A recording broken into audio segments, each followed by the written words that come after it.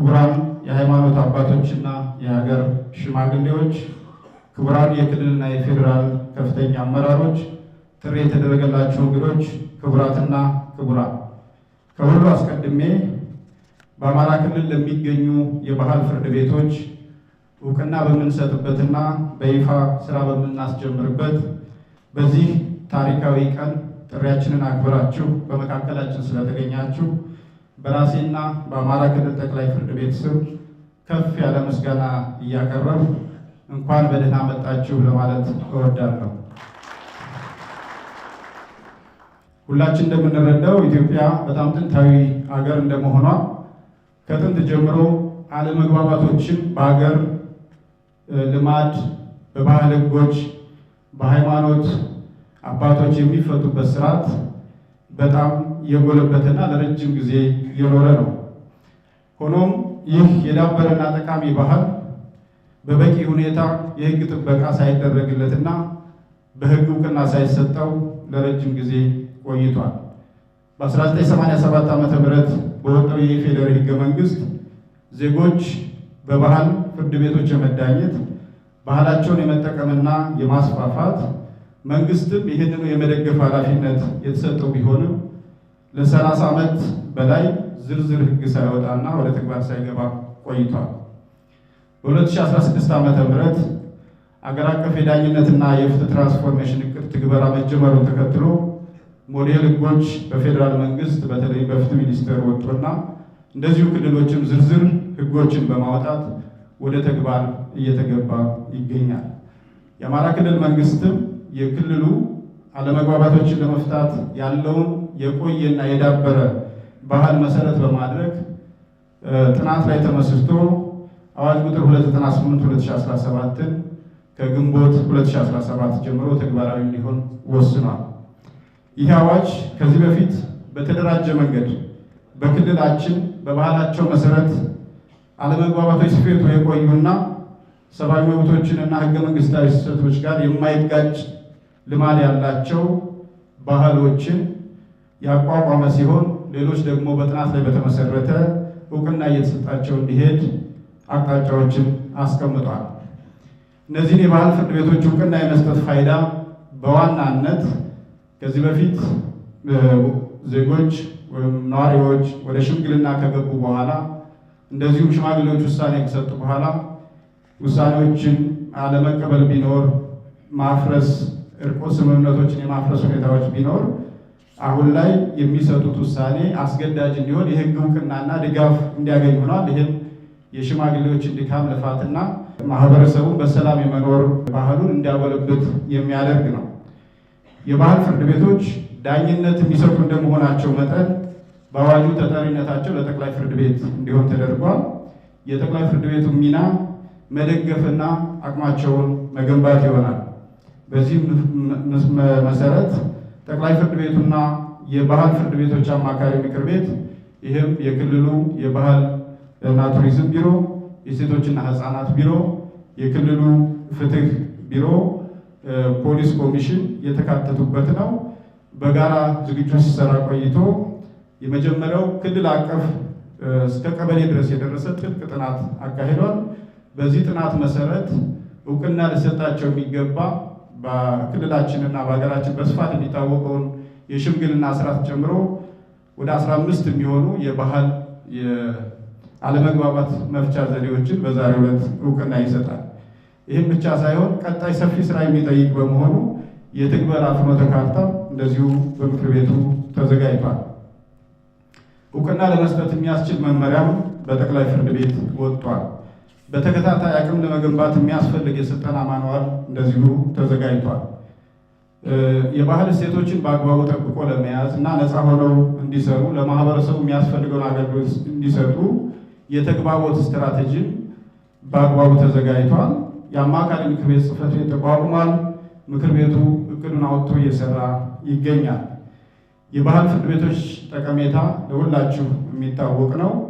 በተለይ እርቅ በማውረድ በቀበሌ ደረጃ የሚደራጁ በመሆኑ ተደራሽ የሆነ ፍትህ በመስጠት ወጪ በመቆጠብ ለክርክር ለመሳሰለው ለዳኝነት ለጠበቃ የሚከፈሉ ክፍያዎችን በማስቀረት ጭምር ከፍተኛ የሆነ ወጪ ቆጣቢና ተደራሽ አገልግሎቶች የሚሰጡ ናቸው። ከሁሉም በላይ በአሸናፊና ተሸናፊ ሳይሆን በእርቅ ጉዳዮችን የሚቋጩ በመሆናቸው ማህበረሰባችን በሰላም እና በአንድነት ተከባብሮ እንዲኖር የሚያስችል ከፍተኛ የሆነ ጠቀሜታ ያላቸው ናቸው።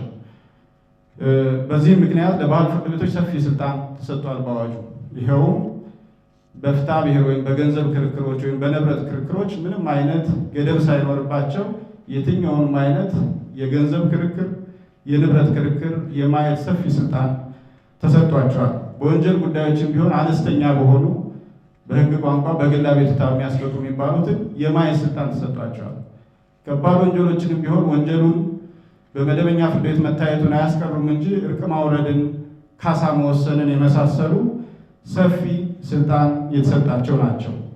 በዚህም መሰረት በአዋጁ የሚሰሩባቸው መርሆችም በግልጽ ተመላክተዋል። የመጀመሪያውና ዋናው የባህል ፍርድ ቤቶች ስልጣኑን ኃላፊነቱን የሚያገኙት በፈቃደኝነት ላይ በተመሰረተ ነው። ሁለቱ ተከራካሪ ወገኖች ወደውና ፈቅደው በባህላችን እንዳኛለን ብለው እስከ ሄዱ ድረስ ብቻ ነው ስልጣን የሚያገኙት። አንደኛው ወገን ስለፈለገ ስልጣን እንደማያገኙ። ይሄ በመደበኛ ፍርድ ቤት የተለየ ነው። በመደበኛ ፍርድ ቤት በህግ የተሰጠ አስገዳጅ ስልጣን በመሆኑ አማራጭ ባለመሆኑ ምክንያት እነዚህን ፍርድ ቤቶች ማክበር ያስፈልጋል ማለት ነው። ሁለተኛው አማራጭ ስርዓቶች ናቸው። ፍርድ ቤትን የሚተኩ አይደሉም። ሁለቱም ጎን ለጎን በአማራጭ የሚሄዱ ናቸው። ፍርድ ቤት ስለማይሰራ በአግባቡም አይደለም የተደራጁት። ዘመናዊ የህግ ስርዓቶች፣ ስነ ስርዓቶች በሚጠይቁት ሳይሆን የባህል እሴቱና ስርዓቱ በሚለው ብቻ ባህሉን ጠብቀው እንዲሰሩ ይጠበቅባቸዋል። ይህንን ለትውልድ ለማስተላለፍም የወጣው አዋጅ የባህል ፍርድ ቤቶች ጸሐፊ እንዲኖራቸው ፈቅዷል። ጸሐፊዎች የባህል ፍርድ ቤቶች የሚሰጡትን ውሳኔ ሰንደው የሚይዙና ለትውልድ የሚያስተላልፉ ይሆናሉ። ከዛ ባሻገር ታማኒነትንና ገለልተኝነታቸው እንደዚሁ ጠብቀው ፍርድ ቤቶች ስለሆኑ ተጠሪነታቸውን ለፍርድ ቤት ሲሆን ይህን ታሳቢ አድርጎ ነው። ከዛ ባሻገር ሰብአዊ መብቶችንና እሴቶችን ባከበረ መልኩ መስራት ይጠበቅባቸዋል። ሌላው ተደራሽነታቸውን ማረጋገጥ አለባቸው። እንዲሰሩ የሚጠበቀው በሁሉም ቀበሌዎች ነው። ዛሬ ላይ እውቅና የሚሰጣቸው የባህል ፍርድ ቤቶች በክልሉ ከ4000 በላይ በሚሆኑ ቀበሌዎች የሚሰሩ ይሆናል። ስለዚህ ይህንን ጠቃሚ የሆነ ቱባ ባህል ለማስቀጠልና በአግባቡ ተግባራዊ ለማድረግ መንግስታዊ የሆኑና መንግስታዊ ያልሆኑ ተቋማት ሰፊ ድጋፍ ማድረግ ይኖርባቸዋል። ሰፊ የሆነ የአቅም ግንባታ፣ የስልጠና ስራዎች ይጠብቁናል። በየአካባቢው ሽማግሌዎች ምንም እንኳን ዳኝነት የሚሰጡት አንዳንዴ በእምነት ቦታዎች፣ አንዳንዴ ወንዝ ዳር፣ አንዳንዴ በዛፍ ጥላ ስር ቢሆንም እንኳን የሚያርፉበት ቦታና ዶክመንታቸው ሰነዳቸው የሚቀመጥበት ማዕከሎች መገንባት ያስፈልገናል። ለዚህ ሁሉም አካላት ድጋፍ እንዲያደርጉ፣ ርብርብ እንዲያደርጉ በክቡር ርዕሰ መስተዳድሩ ፊት ዛሬ ጥያቄን ማቅረብ ፈልጋለሁ። አመሰግናለሁ። ስለ ባህል የግጭት አፈታት ዘዴ ስናወራ ዛሬ አይደለም ይሄ ባህል የተፈጠረው። ለሺህ ዘመናት ለሺህ ዓመታት ይሄ ባህል ግጭቶችን በመፍታት ከፍተኛ ቦታ ነበረው። የሰዎችን ማህበራዊ፣ ኢኮኖሚያዊ ሁኔታን በማሳለጥ ረገድ የነበረው ቦታ ከፍ ያለ ነው። እንደ ሀገር በመደበኛ ሁኔታ እነዚህም ባህላዊ የግጭት መፍቻ ዘዴዎችን በሚገባ እውቅና ሰጥቶ ደግፎ ሀብት አሰባስቦ ስራ ላይ እንዲውሉ በማድረግ ረገድ ከስቴቱ ወይም ከሀገረ መንግስቱ ብዙ አልተሰራም። አሁን ግን የመሰረተ ማህበረሰብ ፍትህን በሀገራችን ማስፋፋት አለን ተብሎ በተያዘው እቅድ መሰረት በሚገባ እውቅና ተሰጥቶ ስራ ላይ እንዲውሉ በማድረግ በአሁኑ ሰዓት በሀገራችን 7 ክልሎች ይህንን ህግ አውጥተው ስራ ላይ እየተገበሩ ይገኛሉ። አማራ ክልልም ከነዚህ ክልሎች ውስጥ አንደኛው ነው። እንግዲህ ስለ እውነታው ስንናገር በፍትህ ሚኒስቴር ደረጃ ጥናት አስጠንተናል፣ በዓለም አቀፍ ተቋማትን ጭምር። ሁሉም ክልሎች ላይ ጥናት ተደርጎ ከ80 በመቶ በላይ ጥናቱ መጠይቅ ምላሽ የሰጡ ሰዎች በባህል የግጭት መፍቻ ዘዴዎች ለመዳኘት ፍላጎታቸው ከፍተኛ ነው። እንደምታውቁት በአጠቃላይ በአንድ ሀገር በአንድ ዓመት ውስጥ ከሚከሰቱ ግጭቶች ውስጥ ወይም አለመግባባቶች ውስጥ በዋናነት የመሬት የቤት ውስጥ ያሉ ግጭቶች በባልና በሚስት በውርስ በግጦሽ በመሳሰሉት ያሉት ይገለጻሉ። እነዚህ በባህል የሚፈቱት ከ43% በመቶ በላይ ይሆናሉ። እንግዲህ ይሄ ጉዳይ ፕራክቲካሊም በመሬት ላይ ያለ መሰረታዊ ጉዳይ ነው። ህገ መንግስታዊ መብት ነው። ለአማራ ክልል ጉዳዩን ለየት የሚያደርገው ደግሞ ክልሉ በተለያዩ ችግሮች ውስጥ አልፏል። ሰላምን በመገንባት ሂደት ውስጥ ይገኛል። እነዚህ ባህላዊ ግጭት የመፍቻ ዘዴዎች ደግሞ እነዚህን ሰላም በመገንባት ረገድ የተጣሉትን በማስታረቅ ረገድ ያላቸው ሚና ከፍተኛ ነው። ስለዚህ ከመደበኛ ግጭቶችንም ከመፍታት በተጨማሪ በሰላም ግንባታ ላይ የሚኖራቸው ሚና ከፍተኛ መሆኑን በሚገባ እንገነዘባለን። ለዚህም ድጋፍ እናደርጋለን። ተደራሽ ናቸው፣ ወጪ ቆጣቢ ናቸው። ከሁሉም በላይ ሁሉም አሸናፊ የሚሆንባቸው ስርዓቶች ናቸው። እነዚህን ለማጠናከር በተግባር ፍትህ ሚኒስቴር የሚያደርገውን ድጋፍ እንደሚቀጥል በዚሁ ለመግለጽ እወዳለሁ። እጅግ አድርጌ አመሰግናለሁ። ክቡራን የክልሉ የካቢኔ አባላት፣ የተከበራችሁ የሃይማኖት አባቶች፣ የተከበራችሁ የባህል ዳኞች፣ ጥሪ የተደረገላችሁ እንግዶች፣ ክቡራትና ክቡራን፣ በቅድሚያ እንደሚታወቀው ባህል የሰው ልጆችን ማንነት ማሳያና ያለፈውን ትውልድ ከዛሬ የዛሬውን ትውልድ ደግሞ ከመጪው ትውልድ ጋር የሚያስተሳስር አይነተኛ መሳሪያ ነው። ሀገራችን ኢትዮጵያም ተዘርዝሮ የማያልቅ የበርካታ ድንቅና ብርቅ የሆኑ ባህሎች መገኛም ናት። በኢትዮጵያ ውስጥ የሚገኙ ብሔር ብሔረሰቦችና ሕዝቦች የጋራና የተናጠል የሆኑ በርካታ ባህሎች ያሏቸው መሆኑ የታወቀ ነው። በመሆኑም በሀገራችን የተለያዩ አካባቢዎች በርካታ ባህላዊ ያለመግባባት ወይም የግጭት መፍቻ ስርዓቶች ይገኛሉ። እነዚህ ስርዓቶች በአንድ በኩል የማንነት መገለጫ ሲሆኑ፣ በሌላ በኩል ደግሞ በሰዎች መካከል ለሚፈጠሩ አለመግባባቶች ወይም ግጭቶች የባህል ሕግን መሰረት ባደረገ መልኩ እልባት የሚሰጡ መሰረተ ማህበረሰብ ያለመግባባት መፍቻ ስርዓት ሆነው በማገልገል አብሮነትን በማጠናከርና ጠንካራ ማህበራዊ ትስስር እንዲኖር በማስቻል ረገድ የጎላ አሻራቸውን አሳርፈዋል፣ እያሳረፉም ይገኛሉ። ባህላዊ ያለመግባባት መፍቻ ስርዓት ለማህበረሰቡ ቅርብ ወይም ተደራሽ ከመሆናቸው ባሻገር እውነትን ፈልፍሎ በማግኘትና የተበደለ እንዲካስ፣ የበደለ ደግሞ እንዲክስ፣ አሸናፊም ተሸናፊም እንዳይኖር በማድረግ በማመቻቸት በግጭት ምክንያት የተናጋና ማህበራዊ ግንኙነት ቀውስ እንዳይፈጠር በማድረግ ሰላማዊ ግንኙነትንም በመፍጠር ረገድ ውጤታማ ስራዎችን ሲሰሩ ቆይተዋል። በተለይ ደግሞ በሴቶች፣ በህፃናት፣ በአካል ጉዳተኞች፣ በአቅመ ደካሞች እና ሌሎች ተጋላጭ የማህበረሰብ ክፍሎች መብታቸው ሲነካ ችግር በሚገጥማቸው ጊዜ ወዲያው ፍትህና ርትዕን ከማግኘት አኳያ ተደራሽ ያለመሆን ጉዳዮች እንዳሉ ማየት ይቻላል።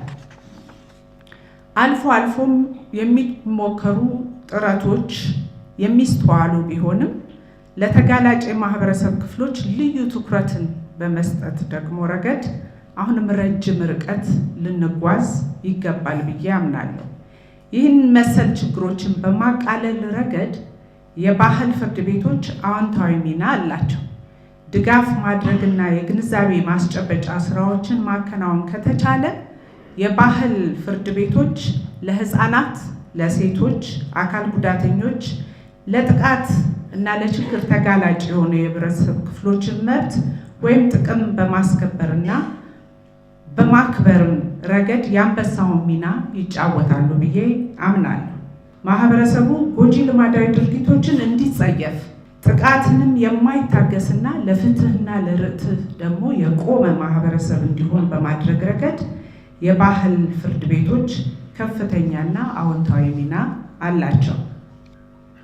የባህል ፍርድ ቤቶች መቋቋምና እውቅና ማግኘት በመደበኛው ስርዓቱ ላይ እንደ ስጋት የሚታይ ሳይሆን እንደ መልካም አጋጣሚም በመጠቀም የምናገለግላቸውን የማህበረሰብ ክፍሎች በተለይ ሴቶችና ህፃናትን መብትና ጥቅም ለማስከበር ተግተን ልንሰራ የሚገባ መሆኑንም በዚሁ አጋጣሚ ለማሳሰብ እወዳለሁ። ስለሆነም የሚኒስቴር መስሪያ ቤታችን የሴቶችና ማህበራዊ ጉዳይ ሚኒስቴርም የአማራ ክልል ጠቅላይ ፍርድ ቤት የባህል ፍርድ ቤቶች ለማቋቋምና እውቅና ለመስጠት እያደረገ ያለውን እንቅስቃሴ የሚያበረታታና የሚደግፍ መሆኑንም እያረጋገጥኩ እየሰራቸው ያሉ ሁሉ አቀፍና ሰው ተኮር የለውጥ ስራዎችን ደግሞ በራሴም በሚኒስቴር መስሪያ ቤታችንም ስም ላመሰግን እወዳለሁ። ብታመሰግኑ።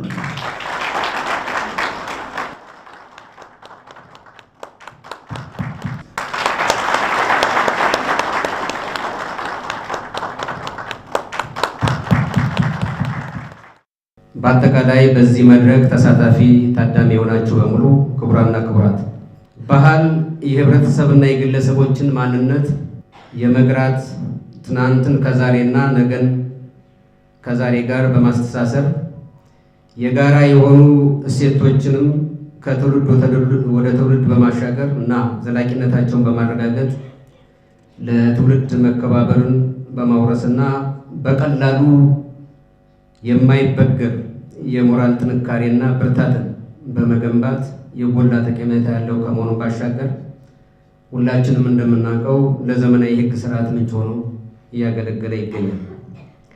ለዚህ ነው እኛን ጨምሮ በበርካታ ሀገራት ህገ መንግስታት ባህልን የመግለጽ የማዳበር እና የማስፋፋት መብት የህዝቡ ህገ መንግስታዊ መብት መሆኑ ተደንግጎ የሚገኘው። የክልላችን ህዝብ የአኩሪና ቱባ ባህል ባለቤት ነው። ባህላዊ ፍርድ ቤቶች አለመግባባትን መፍቻ ስርዓቶች ናቸው። አኩሪና ቱባ ከሆኑ ባህሎቻችን መካከልም በግንባር ቀደምትነት የሚጠቀሱ ናቸው። ክልላችን የብዝሃ ባህላዊ ያለመግባባት መፍቻ ስርዓቶች መገኛ ነው። በተለያየ መንገድ እንደሰማችሁት ለጊዜው ያወቅናቸው እውቅና የሰጠናቸው 15 የሚሆኑ የሰየምናቸው በህግ የሰየምናቸው የግልግልና የሽምግልና ስርዓቶችም እንዳሉ በጣም ግልጽ ነው። ነገር ግን እነዚህ ብቻ ናቸው ማለት አይደለም። እኛ በደረስንበት ባወቅነው መጠን ያወቅናቸው የተገነዘብናቸው ናቸው። እነዚህ ባህላዊ ፍርድ ቤቶች ባህላዊ የባህል አለመግባባት መፍቻ ስርዓቶች ለዘመናት የቆዩ መደበኛ የፍትህ አስተዳደር ስርዓት ለአቅመ ደካሞችና ለተጋላጭ የማህበረሰብ ክፍሎች ሩቅ በመሆኑ ወይም ተደራሽ ባለመሆኑ ሳቢያ ሊፈጠር የሚችለውን የፍትህ ክፍተት በመሙላት ፍትህና ርትዕን ሲያሰፍኑ ቆይተዋል።